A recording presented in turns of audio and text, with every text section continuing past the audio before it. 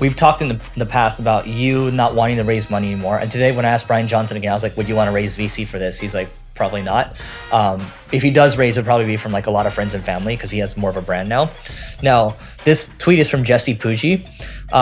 And do you know how FanDuel got screwed? The founders of FanDuel got screwed? They raised too much money? Something like that. So, you and I know what liquidation preferences are, but let me just explain. So the title of this one is How Liquidation Preference Hurt FanDuel Founders. So when the FanDuel founders raised funds, two key investors received a liquidation preference that entitled them to the first $559 million in an acquisition. Founders and employees would be paid only if the acquisition exceeded 559, because these guys are first in line, right?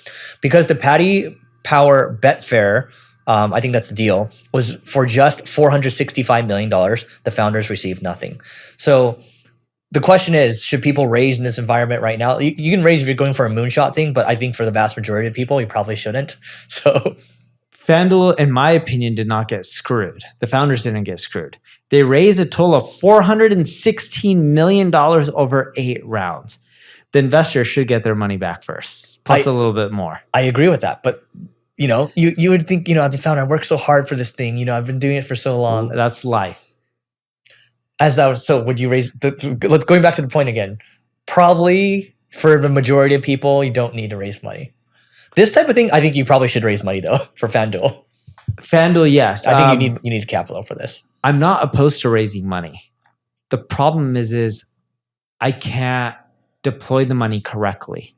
And here's what I mean by that. So I've raised money in the past.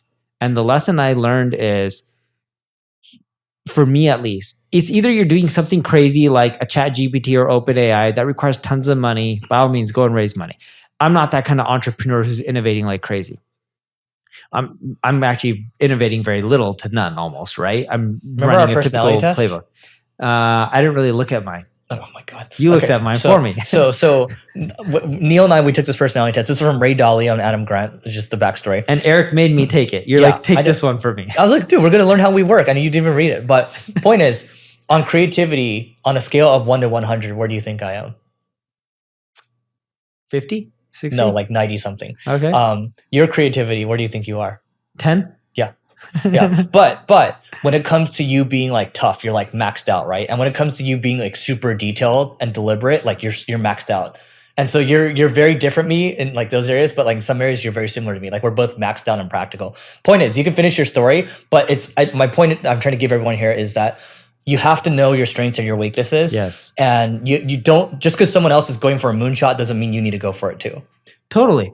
And what I learned when I raised money early on, I raised it for Kissmetrics, and I've raised money for a few other things too. But the big lesson that I ended up learning is if you're going to do something crazy that requires a ton of capital, go for it. But in today's world, it is cheaper to create a business. I'm talking about cheaper to get it off the ground. I actually think it's more expensive to do sales and marketing. Technology, the cloud, AI has made it easier to launch a startup, and there's so much more competition now. I actually think it's more expensive to gain traction. My philosophy on raising money is, if someone can give me $1 and I know I can turn it into $3 or $4 and I have a clear path, I would take a lot of money. And I wouldn't be opposed to raising money in that situation.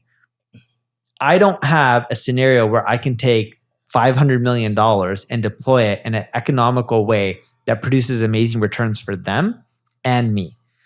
I have ways where I can take $20 million, $50 million, $100 million, but due to my corporation size, I don't really need someone's money for 20, 30, 50, 100, and I can continually recycle money so I can keep going for a long time. If someone gave me $500 million, it would take me more than 5 years to deploy it with my current playbook because the type of companies I buy, they're not expensive enough. And B, if I wanted to scale up to deploy that money fast enough, which I could, I would be overpaying for the companies and it wouldn't fit the economical or economic returns that I look for. So I couldn't make the math work with someone else's money. Yeah.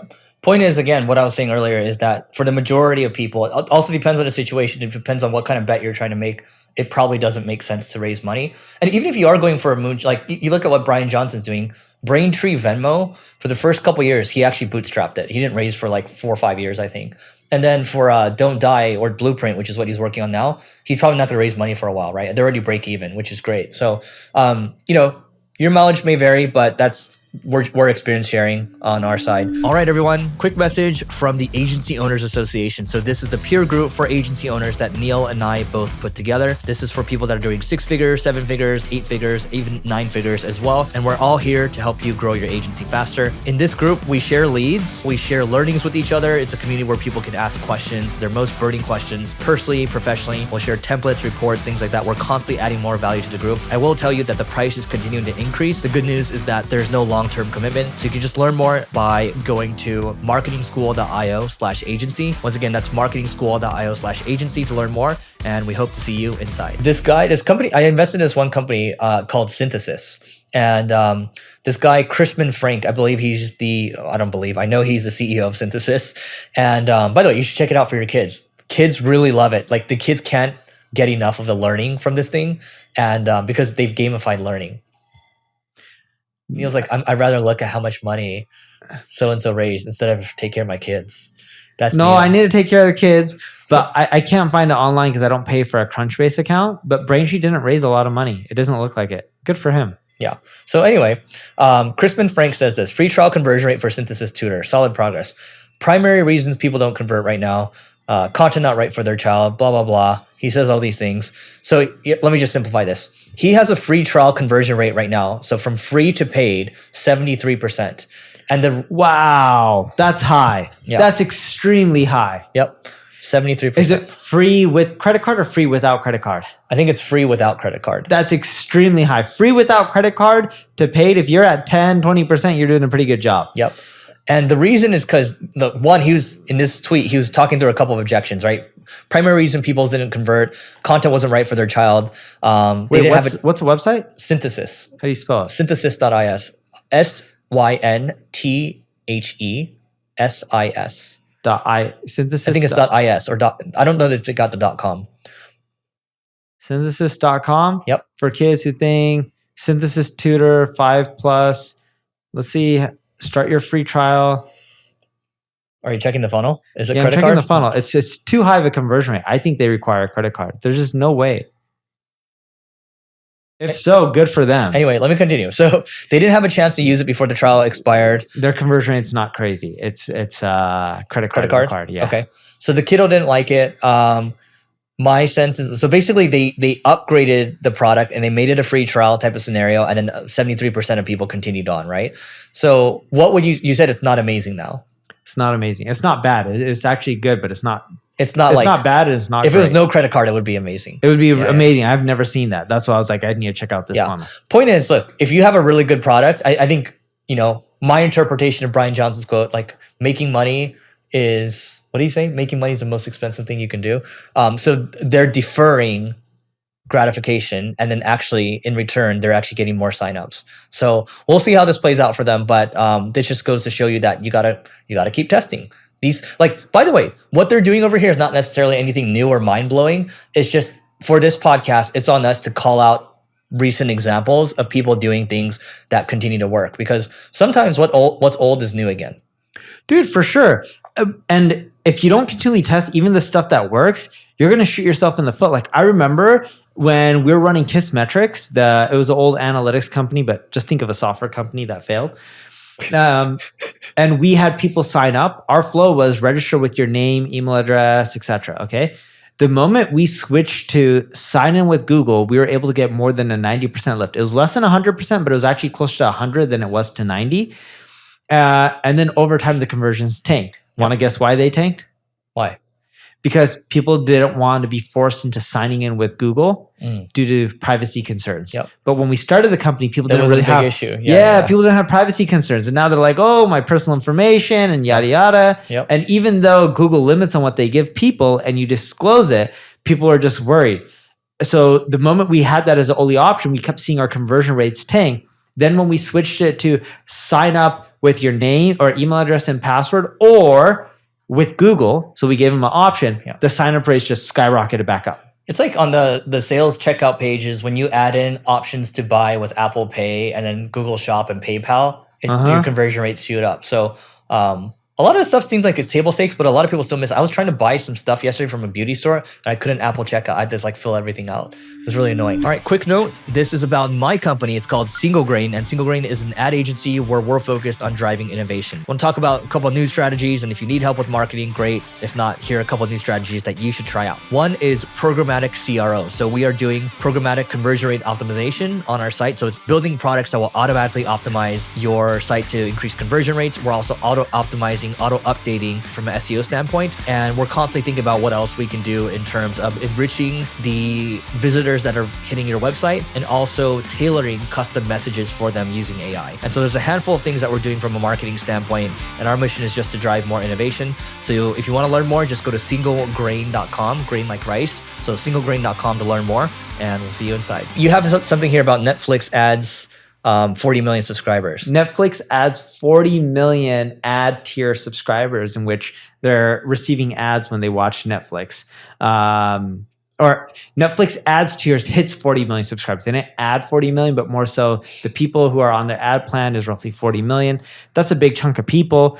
I do believe as a company, if you're not marketing on Netflix, you're not marketing on Disney Plus, you're not marketing on all the streaming channels, you're missing out on a massive audience. It's like the new form of TV, but it's trackable, and it's way better trackable than it was to doing TV advertising.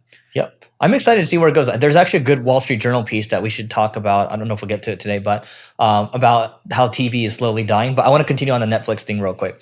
So this is an Instagram post from Private Wealth Guy.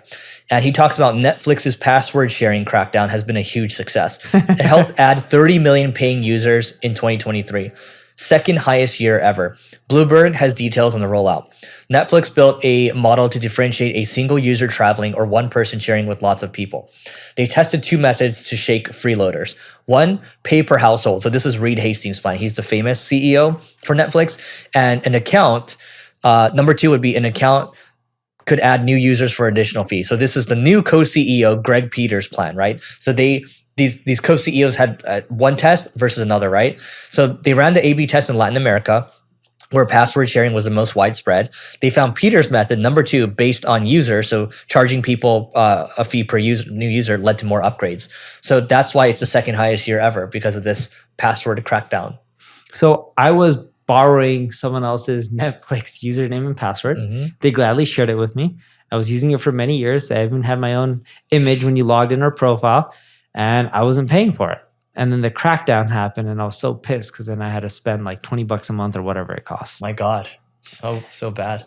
It adds up. It's a tough life. So then I was like, all right, all these platforms are going to start doing it. So I just went all out. I bought Disney Plus, Netflix, Prime already had because of Amazon. Max. I added Max, Paramount Plus, Peacock I pay for. You pay for those? I pay for all of them. Dude, I pay for literally most of them, okay? Apple TV I pay for, of course, because I'm a Mac user. And now when my sister, she's like, oh, what's your Netflix? So then I give her my Netflix. She lives in San Francisco.